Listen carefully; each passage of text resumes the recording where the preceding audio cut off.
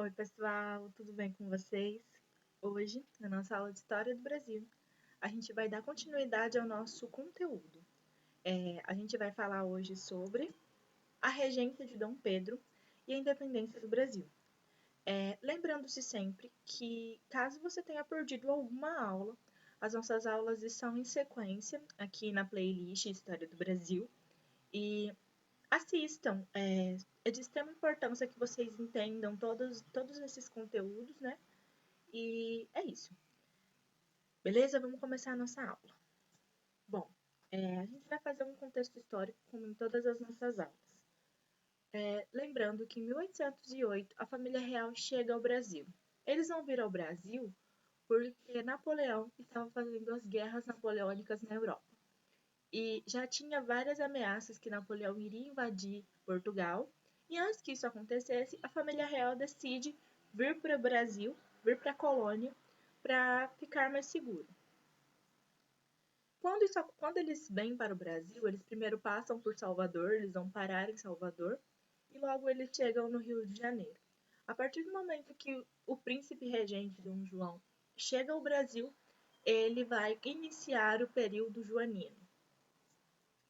O período joanino vai ser caracterizado por várias realizações, tanto econômicas quanto administrativas. Eles vão fazer várias ações importantíssimas para a colônia. Por exemplo, a criação do Banco do Brasil, a criação de teatros, a criação de universidades. Lembrando que a colônia não podia ter nenhum tipo de escola, nenhum tipo de universidade, isso era restrito à colônia. E a partir de agora vão ter universidades na Bahia, por exemplo, e no Rio de Janeiro. É de extrema importância a gente se lembrar dessas ações. Não só com realizações administrativas e econômicas, a gente vai ter também uma política externa, uma política interna muito forte. Porque uma ação de política externa, por exemplo, Dom João vai decidir abrir os portos às nações amigas. Isso vai ser muito importante para o Brasil, porque vai quebrar o pacto colonial que existia entre Portugal e o Brasil. A partir de agora, o Brasil poderia fazer comércio com outras nações. Fora a política interna que vai ser também modificada com as ações de Dom João. Em 1815, vai acontecer o Congresso de Viena, logo após a derrota de Napoleão. A partir de agora, a Europa ela era segura. Dom João poderia voltar para Portugal. Mas, ao contrário da opinião dos portugueses, Dom João decide ficar na colônia. Não só ficar na colônia, ele também decide elevar o Brasil a Reino Unido de Portugal e ao Gales. Isso é muito importante, porque a partir de agora não haveria como mais o Brasil voltar a ser uma simples colônia. Agora já era um Reino Unido.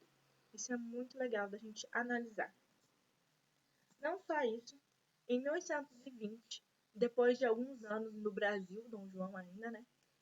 Alguns rebeldes vão invadir Lisboa e vão iniciar a Revolução Constitucionalista do Porto.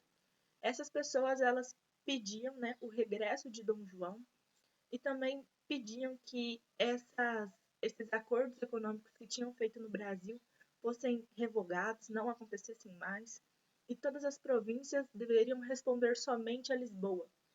Essas pessoas vão constituir o parlamento, as cortes portuguesas. A partir de agora, essa palavra vai ser muito utilizada. As cortes portuguesas vão fazer ações pesadas, principalmente no Brasil, exigindo muitas coisas. Dom João decide atender o pedido das cortes e volta a Portugal, deixando no Brasil como o príncipe regente Dom Pedro. Em 1821, vão iniciar as políticas de recolonização das cortes de Lisboa. Elas vão se instalar e elas deveriam ser compostas tanto de brasileiros quanto de portugueses. Mas a gente vai ver que vão começar a ter choques de interesses, porque os portugueses queriam muito que o Brasil fosse recolonizado, voltasse a ser uma simples colônia, e os brasileiros não queriam que isso acontecesse. Essas tentativas foram feitas de várias formas, através de vários decretos. Vou falar algum deles para vocês. A união de uma única entidade de exército de portugueses e brasileiros, a extinção dos tribunais que estavam estabelecidos aqui no Brasil, feitos por Dom João VI, e o maior deles, que foi a gota d'água, que foi o regresso de Dom Pedro para Portugal, com uma justificativa de que ele precisava completar a sua educação política. A gente sabe que isso não é verdade, porque a partir do momento que Dom Pedro saísse do Brasil, o Brasil não teria força política, não teria uma figura política para poder impedir a recolonização das cortes portuguesas. Caso eles conseguissem que isso acontecesse, as cortes conseguiriam recursos financeiros para expandir a economia portuguesa, já que Portugal estava totalmente quebrada após a invasão de Napoleão. As autoridades de Lisboa vão começar a ter algumas ações, mas eles não conseguiram perceber que isso não iria acontecer por vários motivos. Primeiro, eram contra os interesses dos brasileiros essa recolonização. Portugal não tinha mais condições militares de atuar em cima da colônia. E as políticas de impor o Brasil a ser recolonizado era totalmente contra as ações da Inglaterra, porque a Inglaterra queria que o Brasil conseguisse ter autonomia de independência. Tudo bem? O governo português adotou então medidas restritivas ao Brasil, o que gerou um movimento de oposição às cortes. Isso vai nos gerar a separação definitiva. Logo, no início de 1822, atendendo a numerosos pedidos e solicitações, Dom Pedro resolve desobedecer às cortes e permanecer no Brasil. Isso vai gerar o mais conhecido, o Dia do Fico, que vai acontecer no dia 9 de janeiro de 1822, quando Dom Pedro vai à sacada e grita. Espera aí que eu vou ler. Se é para o bem de todos e a felicidade geral da nação, estou pronto. Digam ao povo que fico. Essas foram as palavras de Dom Pedro, a situação caótica que o Brasil estava vivendo. Só que algumas tropas portuguesas já estavam marcadas no Rio de Janeiro, e a comando do general Avilés tentaram obrigar Dom Pedro a voltar a Portugal, mas logo eles desistiram da ideia e voltaram a Lisboa. Pressionado principalmente pela opinião pública e pela imprensa, Dom Pedro vai lá e faz um novo ministério, no dia 16 de janeiro, cujo a figura central vai ser José Bonifácio de Andrada. Esse nome vai ser muito importante. Quando a gente falar sobre a proclamação da República, a gente vai ver que esse nome vai ser citado várias vezes. Entre os meses de fevereiro e agosto de 1822, medidas favoráveis à autonomia surgiram. Nenhuma lei vinda de Lisboa seria obedecida caso o príncipe regente dissesse que poderia ser obedecida. A aceitação de Dom Pedro a um título de defensor perpétuo do Brasil. A instalação no Rio de Janeiro de um Conselho de Procuradores Gerais das Províncias do Brasil e órgãos consultivos que deveria aconselhar o príncipe regente em assuntos importantes. Considerar inimigos qualquer tropa enviada de Portugal, e a convocação de uma Assembleia Constituinte, que deveria organizar uma Constituição ao Brasil. Diante de todas essas medidas, a gente consegue observar que a separação do Brasil de Portugal já era algo que iria acontecer. Era uma questão de tempo e de oportunidade, é claro. Finalmente, no dia 7 de setembro, Dom Pedro, diante de uma ordem das cortes, que voltasse imediatamente para Portugal, proclama a independência do Brasil. Alguns historiadores ainda falam que esse decreto chegou no Rio de Janeiro e a princesa Leopoldina estava como regente no período, porque Dom Pedro tinha saído para uma expedição, e ela assina esse decreto e manda um mensageiro correr atrás de Dom Pedro. E quando ele estava quase no rio Ipiranga, né, ele consegue encontrar Dom Pedro e ele assina esse decreto e é declarado a independência do Brasil. Eu coloquei várias imagens para a gente conseguir observar. Em uma delas a gente tem a participação pública, na outra a gente tem a declaração de forma dita, assim, várias limitações, várias coisas, e tudo bem. Mas nem tudo são flores.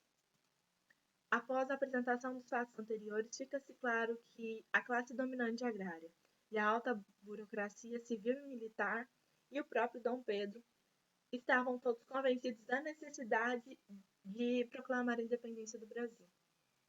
Conforme as cortes foram aumentando as exigências de recolonização, o grupo favorável à União Luso-Brasileira passou a defender uma autonomia cada vez maior do Brasil. Dom Pedro e a burocracia que o cercavam encaravam a luta da independência muito mais como uma disputa política entre Portugal e Brasil. Isso é, eles tratavam principalmente uma luta contra as cortes, mesmo que isso fosse um risco muito grande, né, que tivesse que proclamar a independência do Brasil. Lembrando-se sempre, a independência foi controlada por uma classe dominante agrária. Não trouxe mudanças à nossa estrutura econômica, o que continuou fundamentalmente colonial, ou seja, agrária, latifundiária, escravista e dependente de mercado externo. Isso nos faz entrar no nosso primeiro reinado, de 1822 a 1831. O primeiro reinado corresponde ao período de 9 anos em que Dom Pedro I, agora, vai governar o Brasil. Agora, imperador do Brasil. Isso vai nos levar a uma aristocracia rural que estava no comando do Brasil, né? Porque a gente já entendeu que era uma classe dominante. Mas e a população? O que ela pensava sobre esse assunto? Embora as demais classes sociais tivessem apoiado a independência, não conseguiam, né, influenciar o destino político do Brasil, devido à absoluta predominância da aristocracia rural na economia e na sociedade brasileira. Interessava à aristocracia rural manter a monarquia no poder, com Dom Pedro, porque esta lhe trazia uma grande vantagem: evitar qualquer agitação política ou disputa pelo que pudessem eventualmente provocar modificações econômicas e sociais no país. Ou seja, a gente vai entrar agora em vários fatores que vão influenciar diretamente o fato de Dom Pedro ter ficado como imperador do Brasil.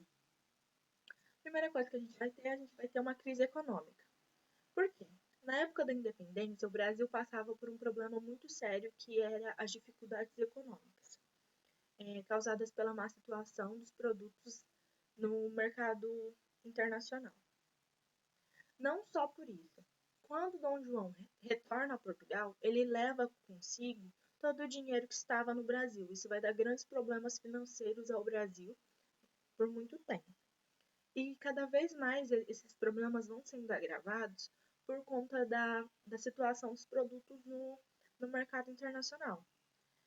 Por exemplo, a lavoura tradicional, que a gente considera como o açúcar, o algodão e o fumo, apresentava metade das nossas exportações. E estava com um problema, assim, não era nada animador, sabe? A situação estava bem feia. Somente em meados do século, né, depois do fim do século XVIII, que a gente vai ter um desenvolvimento da cafeicultura para superar essa crise, nosso próximo tema. A crise do setor econômico causou sérias dificuldades financeiras ao governo imperial, que viu sua principal fonte de recursos abaladas: os impostos cobrados sobre a importação de mercadorias e taxas alfandegárias. Essa crise ela vai ser chamada de crise econômico-financeira. O governo não podia aumentar os impostos de importação, porque no Tratado de 1810 com a Inglaterra havia uma cláusula que impedia que isso acontecesse. E também não poderia criar taxas sobre as exportações, porque estaria agindo contrariamente aos interesses das classes dominantes, que era a agrária e exportadora. Como solução para esse impasse, o governo fez um empréstimo no exterior. No entanto, naquela época, tal medida foi apenas paliativa, ou seja, resolveu o problema, mas não só foi agravado a longo prazo. A gente tem que lembrar também sobre as guerras da independência. No Brasil não houve grandes guerras, né? Na verdade, houve pequenas guerras localizadas, mas ainda assim teve guerra. Resistiram à luta da independência as províncias de Pará, do Maranhão, do Piauí, da Bahia e no Sul. E embora assim a gente tenha acontecido em vários lugares, né, a da Bahia vai ser de grande importância para nós. Por quê? Na Bahia, a gente vai ter uma concentração muito grande de voluntários brasileiros que eram pessoas humildes do sertão baiano que vão participar das guerras. Ou seja, pessoas que não tinham preparo, eles foram defender a sua terra e o seu país. É muito importante a gente lembrar disso. E o reconhecimento da independência. O Brasil enfrentou várias dificuldades quanto ao reconhecimento da sua independência por outros países. Na América, várias nações hesitaram em reconhecer a independência, porque eles temiam a recolonização. E também temiam, né, a política de expansionista do Brasil, né, que era muito grande. A gente já sabe, né, por conta das ações de Dom João na última aula eu falei para vocês. As monarquias europeias, elas não conseguiam reconhecer a independência do Brasil. Elas utilizavam de uma política de legitimidade para poder justificar, dizendo que a independência do Brasil foi legítima, não foi válida. O primeiro país que reconheceu a independência do Brasil foi os Estados Unidos. No ano seguinte, com a ação da Inglaterra, Portugal finalmente reconheceu a independência do Brasil, mas Portugal exigiu que o Brasil pagasse uma indenização de 2 milhões de libras, que naquela época era uma quantia exorbitantemente grande. Em 1826, a Inglaterra também vai reconhecer a independência do Brasil, exigindo somente que o Tratado de 1810 continuasse por mais 15 anos e reduzissem as taxas alfandegárias da importação, e com o compromisso de que o brasileiro de extinguir o tráfico negreiro até 1830. A gente sabe que isso não vai acontecer. O tráfico negreiro vai continuar por mais alguns anos, porque o Brasil, assim, tinha como a sua única mão de obra. Logo em seguida, as demais nações europeias também reconheceram o Brasil como independente. E é isso. Muito obrigada por ter assistido até aqui. Caso tenha ficado alguma dúvida, por favor, entre em contato. E eu espero vocês até semana que vem. Beijo!